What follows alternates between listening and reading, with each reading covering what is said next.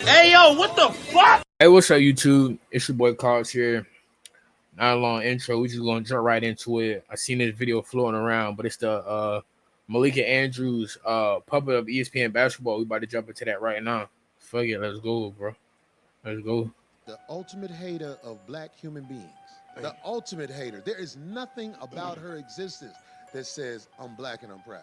Be remiss not to also mention that Missoula was arrested twice at West Virginia, once in 2008 for underage drinking and aggravated assault. Adrian Payne was shot and killed in Orlando, Florida, early Monday morning. In 2018, he was waived by the Magic after he was named in a report by ESPN's Outside the Lines that he'd been involved in an alleged sexual assault. His name did surface in court testimony involving a case.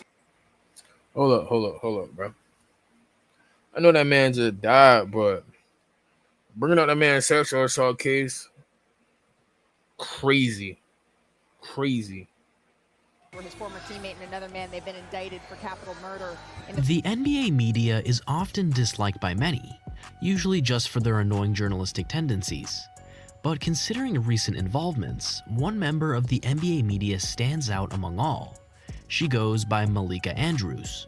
In her short career in basketball media, Malika has already swiftly established herself as a very disliked figure for various reasons. Whether it be from taking extremist stances, targeting specific groups of people, or just arguing out of bad faith, she's not unfamiliar to any of it. But despite these concerning incidents, the recent large-scale firing in an attempt to cut costs by ESPN saw the exit of many experienced and clean-slated analysts and hosts including Jalen Rose, Jeff Van Gundy, and Max Kellerman, while Malika Andrews remained untouched. But I seen that bit. When I seen ESPN was firing all them on-air analysts, but I said that was crazy. Then the crazier part was them boys threw a pizza party, man. Them boys threw a pizza party. That was even more disrespectful, bro. Causing outbursts among the community. While unsurprising, there was no doubt that NBA players, fans, and even her co-workers aren't fond of her. But why is she still such a favorite at ESPN? This is just one of the many questions we'll be answering very shortly. Before we get into that, more recently, the spotlight returned on Malika after the 2023 NBA Draft, where Malika Andrews publicly read out dramatized headlines of Brandon Miller's past, painting the second overall pick in a false and unflattering manner, attempting to tarnish his name. Some claim this was an unintended attack, but judging by Andrews' previous public comments, this incident targeting someone like Brandon Miller should have come at no surprise. Previous encounters saw her get into ill-intended exchanges with Giannis Antetokounmpo, Matt Barnes, and Stephen A. Smith, just to name a few. But before we get into how these altercations developed, let's rewind the clock and better understand who Malika Andrews is. Before the video continues, I just feel like they get paid to do shit like that. You feel me? Like dramatize athlete's life, try to paint them in a bad narrative, man. Try to tarnish their draft stock. We see that in football a lot. You feel me? Like, come on, bro. Hey, there's no way you saying this about this man. He about to go second overall. Why you messing with that man money for? He was found not guilty. He had no involvement. Let that man live his life. But nah, we're going to keep bringing it up. We're going to keep, you know what I'm saying, uncovering the dirt, trying to tarnish this man. Crazy. Malika Andrews was born in January 1995 in Oakland, California, to a personal trainer father and an art teacher mother. She attended a private coeducation prep school called Head Royce School, and she proved to be great academically. Although things seemed to be going great, behind closed doors it was a different story. Malika Andrews would later claim that as a middle schooler, she was angry, depressed, and anxious, and suffered from multiple eating disorders. She would state that from 14 years old, she would be in survival mode, later admitting to her parents that she may need some professional help. As a result, her parents would enroll her into a therapeutic boarding school in Utah at 14 years old. If you didn't know, a therapeutic boarding school is a school focused on creating a therapeutic schooling and housing environment for students with emotional or behavioral issues. Regardless, she would get through these tough times, and graduate high school in 2012, and would later work at a civil rights law firm with her grandpa for a year, before she began her communications degree at the University of Portland. During her time in college, she would take on the journalistic roles at the university, where she was a sports writer, sports editor, and editor-in-chief. After graduation, Malika would introduce herself to Adrian Wojnarowski at the 2017 Summer League, but it would be years later until they would work together at ESPN. Anyways, her academic results and diverse portfolio of work at her university would still earn her various internship offers. Coming out of college, she worked 1 year with the Chicago Tribune before joining ESPN as a reporter, covering the Chicago Bulls and Milwaukee Bucks. While Malika was closely covering the Bucks vs Raptors series in 2019, was when her first controversial incident would arise.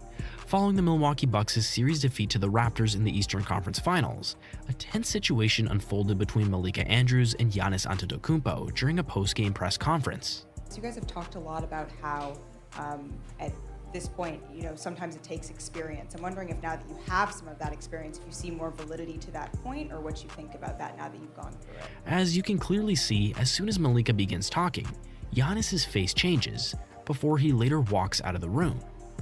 The reason as to why Giannis left was that within a short 15 to 20 minute time frame following his team's exit from the playoffs, Giannis would be notified of an article written by Malika Andrews.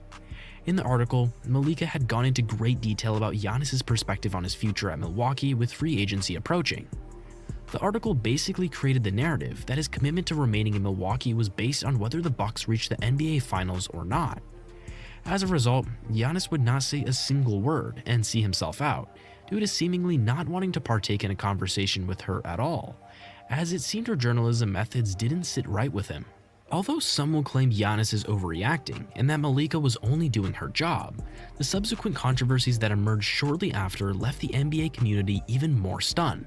As time went on, Malika Andrews began being given bigger opportunities at ESPN. In late 2021, due to a diversity requirement and being set up, top ESPN host of 6 years Rachel Nichols was fired by ESPN after invasive methods were used to spy on her and set her up. Anyways, this role later opened up to Malika. Hell yeah, I remember that shit too during the bubble. They set Rachel Nichols' ass up, bro. Come on, bro. If anybody know basketball, listening to basketball, watching basketball, you got Doris Burke and Rachel Nichols.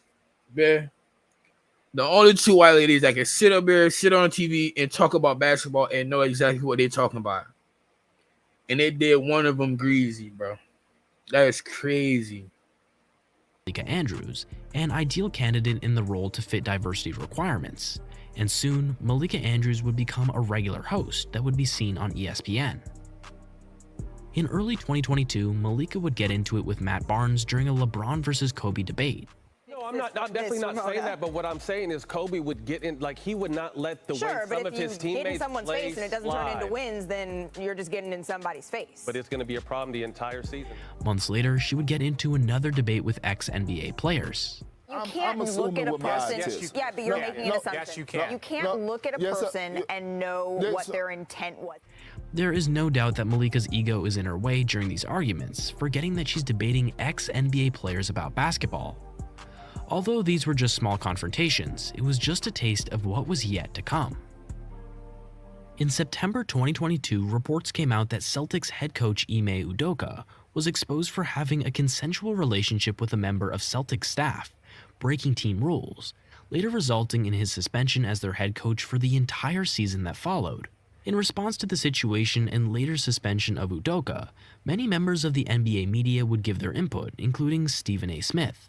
Stephen would come to the defense of Udoka, pointing out the hypocrisy with the entire publicized incident involving Ime. Every single sport, there's people messing around with each other within an organization. Yep.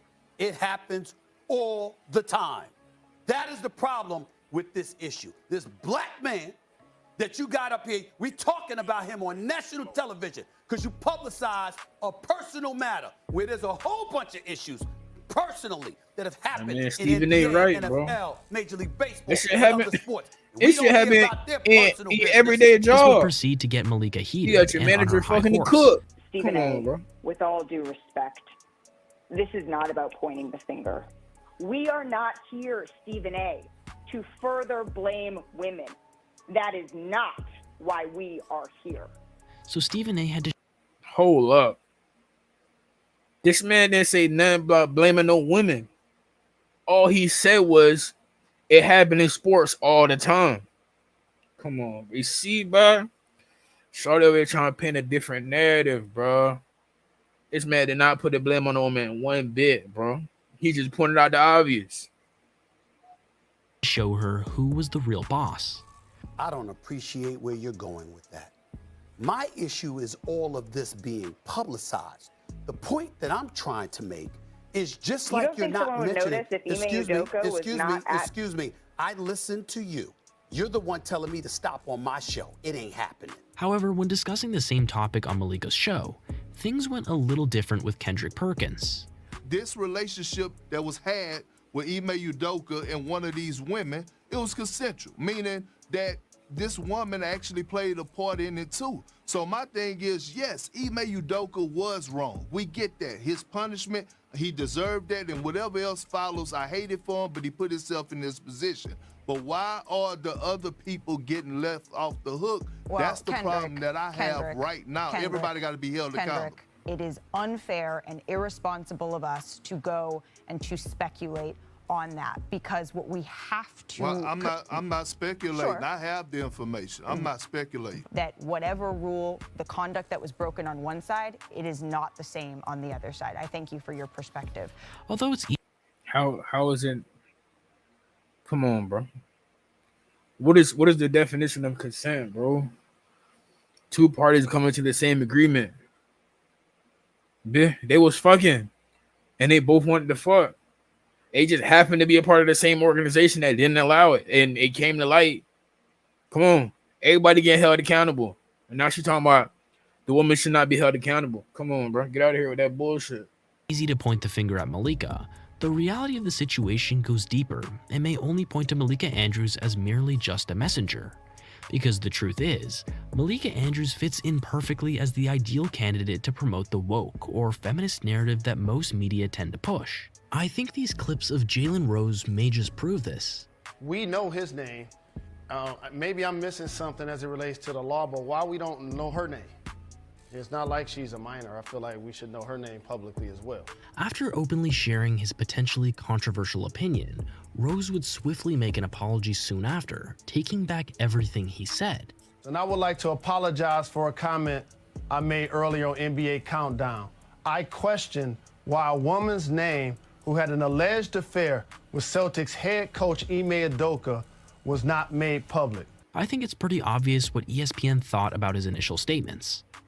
And after assistant coach Joe Mazzulla was named interim coach after Udoka's suspension, this is what Malika said to welcome him. Mazzulla was arrested twice at West Virginia, once in 2008 for underage drinking and aggravated assault, and then again in 2009 for domestic battery after an incident at Morgantown Bar. You might be wondering, is... Hold up. Big, we introducing a new head coach. You talking about this man was drinking and driving in college. Big, this man went to the University of West Virginia. Somebody probably looked that up, Big. This man went to one of the top party schools in the nation to play basketball. Big, of course you're gonna drink. This girl is wild, bro. Malika okay? How does it make sense to bring up someone's criminal history from 13 years ago in a situation where no crimes were committed under the law? However, when considering Malika's recent comments made about Brandon Miller, a clear yet disturbing pattern is becoming evident. To add to this, around a month after the Ime Udoka situation, during a segment reporting on the death of former Michigan State player Adrian Payne, this is what Malika had to say about Payne. Adrian Payne was shot and killed in Orlando, Florida. Played 4 seasons in the NBA with multiple teams. In 2018, he was waived by the Magic after he was named in a report by ESPN's Outside the Lines that he'd been involved in an alleged sexual assault at Michigan State in 2010. No charges were filed in that case. Again, the pattern of unnecessarily airing out the criminal history of black men during a time of vulnerability continues. Why do you just... So the question remains, did she speak these words of her own accord, or was she just reading from a script? If she indeed chose to bring up this incident unprompted, it reveals a deep-rooted hatred towards black men. If she didn't, then it brings up a deeper issue within the roots of the organization. Regardless, this doesn't take from the fact that Malika is the one making these absurd and damaging statements. Following this statement, it wouldn't be long until Malika Andrews' antics on television would again turn heads. While welcoming Jalen Rose back during a segment of a show, this happened.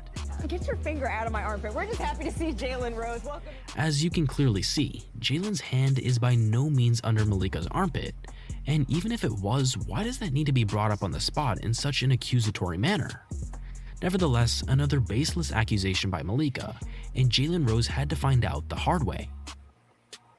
To add to these two instances involving Ime Udoka and Adrian Payne, more recently, Malika Andrews would bring up an alleged Brandon Miller incident on draft night. His name did surface in court testimony involving a case where his former teammate and another man, they've been indicted for capital murder. Many claim this as unnecessary and undoubtedly an attempt to tarnish Miller's name, just like many other black men. In this situation, Malika provided limited context, reading a sensationalized headline aimed at portraying Miller in the most negative light imaginable within a short segment. Very unnecessary. After considering Brandon Miller was never charged for the incident in January, her airing out a blanket incriminating accusation adds to another example of Malika Andrews showing contempt towards black men. Although Malika Andrews has not had the easiest upbringing by any means, this does not excuse her actions. There's no denying that she's swiftly established herself as a disliked figure in NBA media by her colleagues, as well as NBA players and fans, as a result of not just her typical journalistic tendencies, but her tendency to consistently attempt to tarnish the reputation of black men in the realm of sports. Malika's clear discrimination of black men on the extremely large platform is simply unjust, but what's more alarming is that the company that hires her continues to encourage her without punishment. After ESPN recently released their list of firings for the year, fans were outraged after discovering Malika Andrews was not on the list. Although many of us see through her often insensitive actions, to ESPN and sports media as a whole, she's probably seen as a loved and protected figure that can do no wrong. And the truth is, there is no sign that the rise of Malika Andrews in sports media will be stopping anytime soon. Not at all, bro. Alright, Bill. What I'm feeling, ESPN got that fresh face that's gonna do and say what they need to be said. You feel me? They got that young, bright female face that's just going, hey, we need you to read this script, and we need you to verbatim. We don't want no lip. So you feel me? She gonna do what the people at ESPN say to do. And that's that, bro. Come on, bro. Hey, man, it's your boy Cars, bro.